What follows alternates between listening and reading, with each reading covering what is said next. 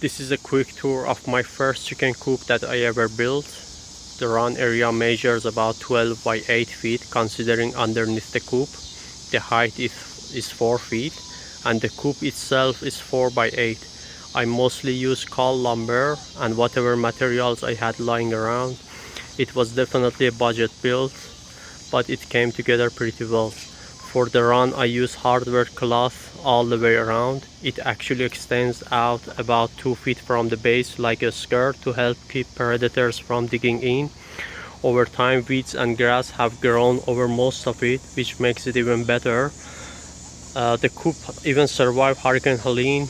We lost power for over a week and a lot of trees came down in the area, but this structure held strong, so I'd say it's pretty sturdy. It has 3 doors to access the coop from different sides. I've got some pictures from when I was building it and I'll probably add those at the end of this video.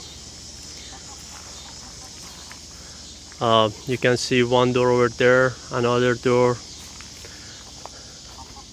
That is the automatic door,